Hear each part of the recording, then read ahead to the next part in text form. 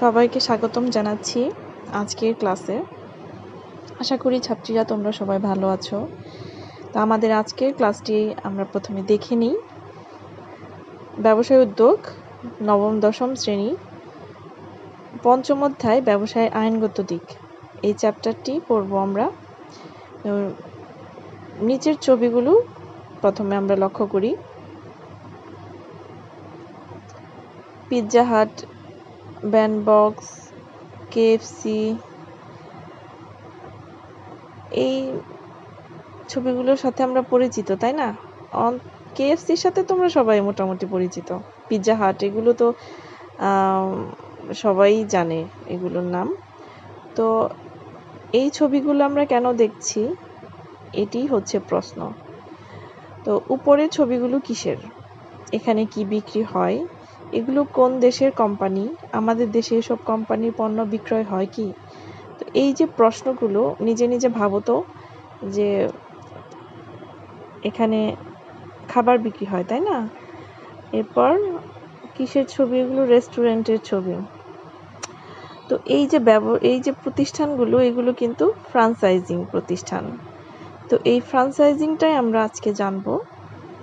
আজকের পাঠ শেষে শিক্ষার্থীরা ফ্র্যাঞ্চাইজিং এর ধারণা ব্যাখ্যা করতে পারবে, ফ্র্যাঞ্চাইজর ও ফ্র্যাঞ্চাইজির মধ্যে পার্থক্য করতে পারবে, ফ্র্যাঞ্চাইজিং ব্যবসায়ের বৈশিষ্ট্য বলতে পারবে, ফ্র্যাঞ্চাইজিং চুক্তির বিষয়গুলো বর্ণনা করতে পারবে। তো ফ্র্যাঞ্চাইজিং নিয়েই আমাদের আজকের ক্লাসটা। ফ্র্যাঞ্চাইজিংটা কি তোমাদের কাছে একদমই নতুন বিষয়। তো প্রথমে কিছু ছবি আবার লক্ষ্য করি আমরা। বাটার জুতা তো সবাই মোটামুটি পরো, তাই না? যমুনা ফিউচার পার্কে দেখো বাটার শোরুম আছে। ফুজি ফিল্ম নাম শুনেছো? এখন তো ছবি মোবাইল ক্যামেরাতে তুলি, তাই না?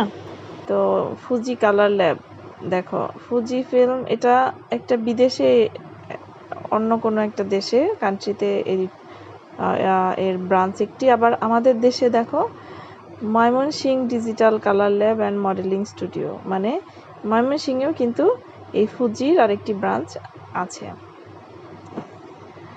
তো এটি কিভাবে সম্ভব, তাই না? বাটার যে দোকানটি, এটা কিন্তু কেনিয়াতে, আবার আমাদের বাংলাদেশেও আছে। শুধু যমুনা ফিউচার পার্ক না, সব জায়গায় মোটামুটি, বাংলাদেশের প্রায় সব জায়গাতেই মোটামুটি আছে।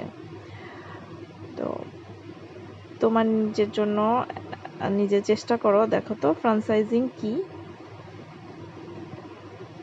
আচ্ছা, কোনো খ্যাতনামা কোম্পানির নাম ব্যবহার করে এবং পণ্য তৈরি, বিক্রি বা বিতরণ করার অধিকারকে ফ্র্যাঞ্চাইজিং বলে। মানে পৃথিবীর যে কোনো দেশে হতে পারে, সেটি একটি খ্যাতনামা খুব পরিচিত কোম্পানির নাম ব্যবহার করে সেই নাম ব্যবহার করে পণ্য তৈরি করা, বিক্রয় করা, এগুলোর যে অধিকার, এটি হচ্ছে কি ফ্র্যাঞ্চাইজিং। তো আবার কিছু ছবি আমরা দেখি। কেএফসি দেখো, কেএফসির যে প্রথম যে শপটা দেখা যাচ্ছে, এটা কিন্তু বাংলাদেশে নয়। আবার দেখো ঢাকাতেও আবার এই কেএফসিরই পণ্য পাওয়া যাচ্ছে। তো এই যে এখানে ফ্র্যাঞ্চাইজিং এর মধ্যে ফ্র্যাঞ্চাইজর এবং ফ্র্যাঞ্চাইজি দুটো শব্দ আছে। ফ্র্যাঞ্চাইজর হচ্ছে আসল যে মালিক, যদি বলো সেই আসল মালিক, সত্ত্বাধিকারী। কেএফসির আসল যে মানে মেইন যে প্রতিষ্ঠান, সেটি আমেরিকাতে। তো সেই আমেরিকার যে মানে কেএফসির যে মালিক, যে এই ব্র্যান্ডের যে মালিক, সে হচ্ছে কি ফ্র্যাঞ্চাইজর। আর ফ্র্যাঞ্চাইজিকে যে, যদি বাংলাদেশে সেই কেএফসি ব্রাঞ্চটা হয়, তাহলে বাংলাদেশে যে এই সব মানে এই রেস্টুরেন্টটা যে পরিচালনা করবে, সে হচ্ছে ফ্র্যাঞ্চাইজি। তো দেখো, ফ্র্যাঞ্চাইজিং ব্যবসায়ের দুইটি পক্ষ থাকে, একটি হচ্ছে ফ্র্যাঞ্চাইজর আর একটি হচ্ছে ফ্র্যাঞ্চাইজি। তাহলে এখানে দেখছি আমরা আমেরিকার কেএফসি হচ্ছে ফ্র্যাঞ্চাইজর, আর দেখো বাংলাদেশের ট্রান্সকম লিমিটেড হচ্ছে ফ্র্যাঞ্চাইজি। তো কেন বাংলাদেশের ট্রান্সকম লিমিটেডকে ফ্র্যাঞ্চাইজি বলা হচ্ছে? কারণ এই ট্রান্সকম লিমিটেড হচ্ছে যে প্রধান যে প্রতিষ্ঠানটি আছে, যে মেইন যে প্রতিষ্ঠান, সেই প্রতিষ্ঠানের থেকে এরা অধিকার গ্রহণ করে পণ্য তৈরি, পণ্য বিক্রয়, তাদের নাম ব্যবহার করে পণ্য বিক্রয়ের অধিকার গ্রহণ করে। তো ফ্র্যাঞ্চাইজিংটা তাহলে কি? যে খ্যাতনামা মানে খুব নামি দামি কোনো কোম্পানির নাম ব্যবহার করার অধিকার গ্রহণ।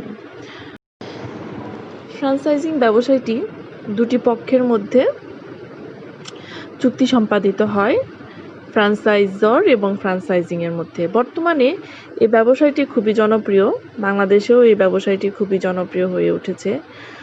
তো বাংলাদেশে ফ্র্যাঞ্চাইজিং ব্যবসায় চালু আছে এমন 10টি কোম্পানির একটি তালিকা তৈরি করো। তোমরা কি তালিকাটি তৈরি করতে পারবে? আশা করি পারবে, কারণ মোটামুটি কিন্তু আমরা অনেক প্রতিষ্ঠানই, অনেক ফ্র্যাঞ্চাইজিং ব্যবসায়ের নামই আমরা জানি। দেখো, ম্যাকডোনাল্ডস বলো, বাটা বলো, বা কেএফসি, বার্গার কিংস, এই প্রতিষ্ঠানগুলো কিন্তু বাংলাদেশে আছে। তো এরকম আরও কিছু প্রতিষ্ঠান তোমরা নিজেরা চেষ্টা করবে, খুঁজে বের করবে। তো ফ্র্যাঞ্চাইজিং ব্যবসায়ের প্রধান বৈশিষ্ট্য। ফ্র্যাঞ্চাইজিং ব্যবসায়ের প্রধান বৈশিষ্ট্য হচ্ছে ফ্র্যাঞ্চাইজর ও ফ্র্যাঞ্চাইজিংয়ের মধ্যে চুক্তিপত্র।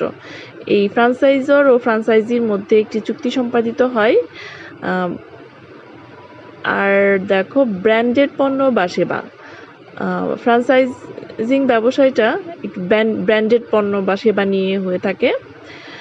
আর তারপর দেখো, পণ্য বা সেবা স্বীকৃত মান ও প্রক্রিয়া অনুযায়ী হচ্ছে কিনা তা যাচাইয়ের জন্য ফ্র্যাঞ্চাইজর কর্তৃক মনিটরিং, মানে ফ্র্যাঞ্চাইজর যে অনুমতি দিবে ফ্র্যাঞ্চাইজিকে, তো সে আবার কিন্তু মনিটরিং করে দেখবে যে ঠিক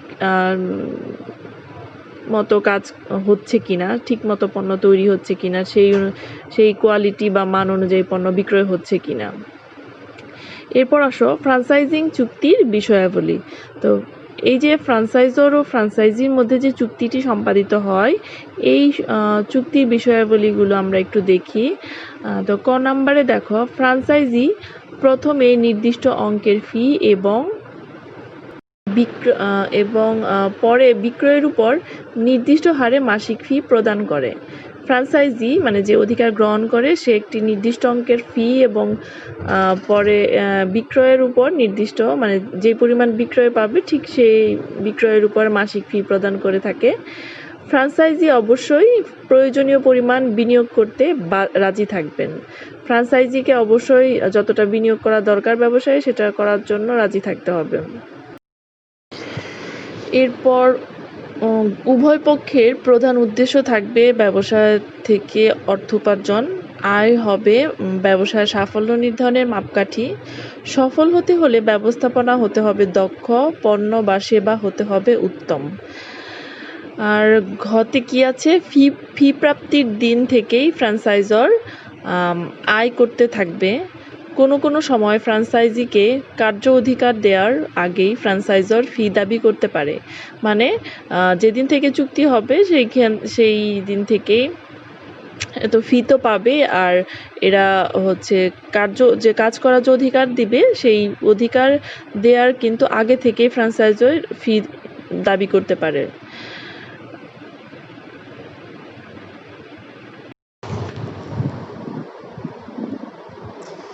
এরপর ফ্র্যাঞ্চাইজর নিজেই ব্যবসা এলাকা নির্ধারণ, অবকাঠামো নির্মাণ এবং এসবের মালিকানা নিজের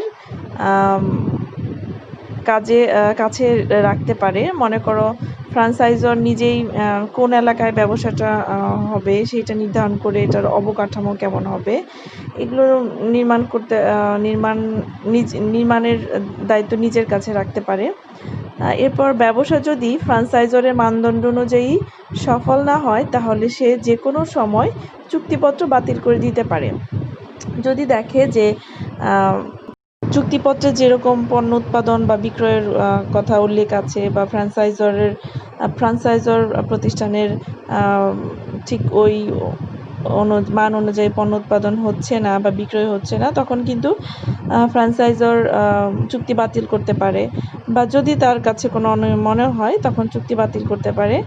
এবার ফ্র্যাঞ্চাইজি শুধু ওই আইটেমসমূহ বিক্রয় করতে পারে যা ফ্র্যাঞ্চাইজর গ্রহণযোগ্য মনে করে। তো এই ছিল হচ্ছে ফ্র্যাঞ্চাইজিং চুক্তির বিষয়বস্তু। এবার চলো দেখি যে ফ্র্যাঞ্চাইজিং ব্যবসায়ের সুবিধা কী কী। তো যে কোনো সময় অর্থায়নের ব্যবস্থা। ফ্র্যাঞ্চাইজিং ব্যবস্থার মাধ্যমে ফ্র্যাঞ্চাইজর যে কোনো সময় যদি আর্থিক সুবিধার প্রয়োজন হয় তখন আর্থিক সুবিধা প্রদান করতে পারে। এরপর ব্র্যান্ডের পণ্য বাজারজাতকরণ করা যায়। এরপর হচ্ছে ফ্র্যাঞ্চাইজরের কাছ থেকে ব্যবসা সংক্রান্ত পরামর্শ পাওয়া যায়। কর্মচারীদের প্রশিক্ষণের ব্যবস্থা হয়। অনেক সময় ফ্র্যাঞ্চাইজি প্রতিষ্ঠানের কর্মচারীদের প্রশিক্ষণের ব্যবস্থা করে দেয়। তো এই বিভিন্ন ধরনের সুবিধাও আছে। আবার ফ্র্যাঞ্চাইজিং ব্যবসায়ের কিছু অসুবিধাও আছে। অসুবিধাগুলো কেমন, যে ফ্র্যাঞ্চাইজিং, তো এরপর দেখো ফ্র্যাঞ্চাইজিং ব্যবসায়ের কিছু অসুবিধাও আছে। তো অসুবিধাগুলো কি? ফ্র্যাঞ্চাইজি মানে যে অধিকার গ্রহণ করে, সেই ফ্র্যাঞ্চাইজি এর যে ব্যবস্থাপক থাকে তার ব্যবসায়ে তার কোনো নিয়ন্ত্রণ থাকে না, কারণ এটি নিয়ন্ত্রণ করে হচ্ছে ফ্র্যাঞ্চাইজর। এরপর হচ্ছে কড়া মনিটরিং করা হয়। ফ্র্যাঞ্চাইজি প্রতিষ্ঠানের খুবই কড়া মনিটরিং করে।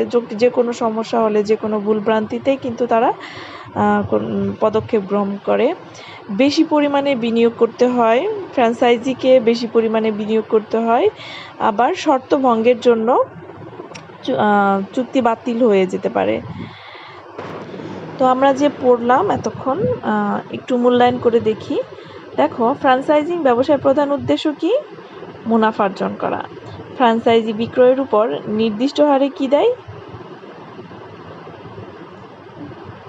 আমরা শুরুতেই পড়েছি কি দেয়? মাসিক ফি দিতে হয়। যে পরিমাণ বিক্রয় করে সেই পরিমাণ বিক্রয়ের উপরে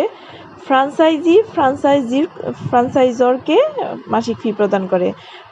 ফ্র্যাঞ্চাইজিং ব্যবসায়ের সাফল্যের মাপকাঠি কোনটি? ব্যবসায়ের আয়। ফ্র্যাঞ্চাইজিং ব্যবসায়ের উপকারিতা কি? মানসম্মত পণ্য বিক্রয়। তো এবার আমাদের অ্যাসাইনমেন্টের পালা। তো চলো দেখি আজকে তোমাদের জন্য কি বাড়ির কাজ আছে। কেএফসি আমেরিকার একটি প্রতিষ্ঠান, যার ফ্র্যাঞ্চাইজি হলো বাংলাদেশ ট্রান্সকম লিমিটেড। এ ব্যবসায় শর্তানুযায়ী পরিচালনা করতে হয়, তবে বাংলাদেশে এ ব্যবসার উজ্জ্বল সম্ভাবনা রয়েছে। তো প্রশ্নটা হচ্ছে, বাংলাদেশ ট্রান্সকম লিমিটেড উক্ত ব্যবসায়ের মাধ্যমে কি কি সুবিধা ও অসুবিধার সম্মুখীন হতে পারে বলে তুমি মনে করো? তো আশা করি তোমরা এই কাজটি করবে। তো সকলকে আন্তরিক ধন্যবাদ। সবাই অনেক ভালো থাকো এবং সুস্থ থাকো।